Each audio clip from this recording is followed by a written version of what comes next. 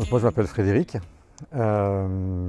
j'habite à Mascobado, donc le lieu où nous nous trouvons ici aujourd'hui, qui est un lieu qui se situe à Montpellier. Moi j'habite ici depuis le début, c'est un projet qui a commencé en 2012 et qui a été livré en 2016. Et donc j'ai participé depuis le début à l'aventure et j'habite ici avec ma compagne et mes deux enfants. J'ai un de mes enfants d'ailleurs qui a l'âge du projet, parce que j'ai un enfant qui est né en 2012 quand le projet a pris naissance.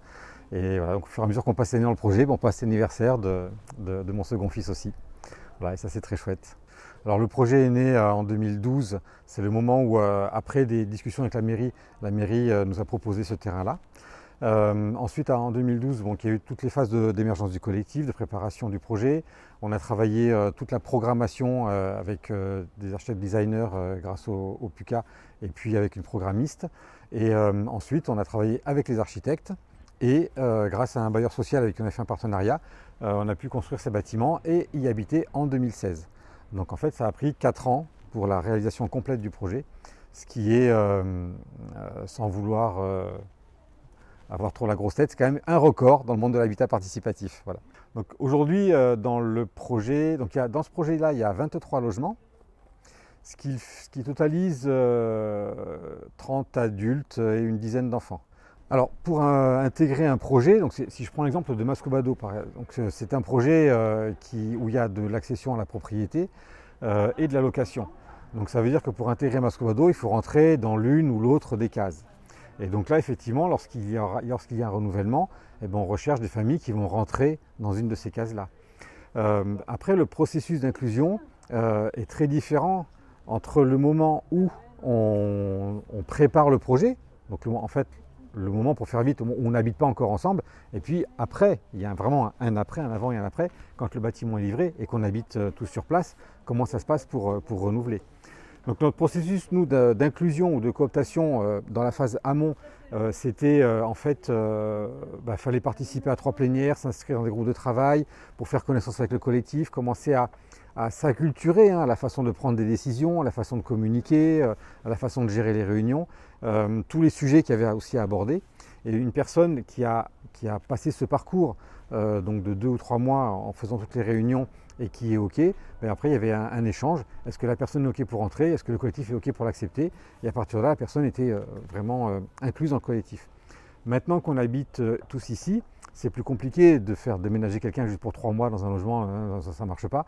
Donc en fait, on a parti du principe, nous, que c'était un habitat ouvert. Donc on a organisé plein de visites et on continue à organiser plein de visites, on continue à accueillir plein de monde pour montrer ce que c'est.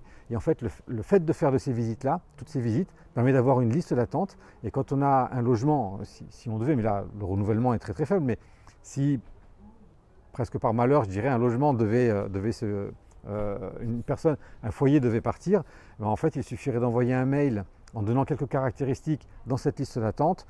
On serait sûr d'avoir des personnes qui sont en adéquation avec les idées du lieu, puisqu'en fait, c'est des personnes qui sont déjà venues visiter, qui connaissent, et après, il n'y aurait plus qu'à regarder dans la phase, en fait, parce qu'en fait, on ne rentre pas dans un logement comme ça.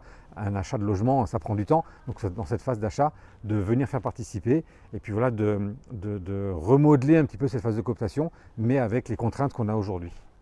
Ce qui est intéressant aussi ici, c'est comme on est à Montpellier, donc on est un habitat participatif urbain, et on est assez lié au quartier, parce qu'on participe à plein d'activités, donc non seulement sur le lieu, mais y compris sur le quartier, comme par exemple participation à l'association des jardins partagés qui sont juste derrière là-bas, participation à un café associatif dans un tiers-lieu qui est juste à côté, participation avec des associations d'accueil de personnes en difficulté ou en situation d'exil.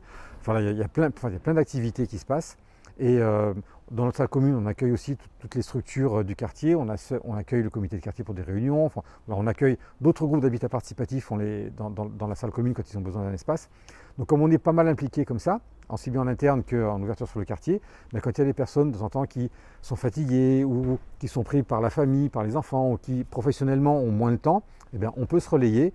Et en fait, en apprenant à se connaître, on peut vraiment savoir qui peut être disponible, qui peut faire ci, qui peut faire ça. Et ça, c'est vraiment une grande chance, en fait, cette stabilité de pouvoir compter les uns sur les autres et d'être assez grand en nombre pour pouvoir se relayer et avoir toujours une machine qui tourne, en fait.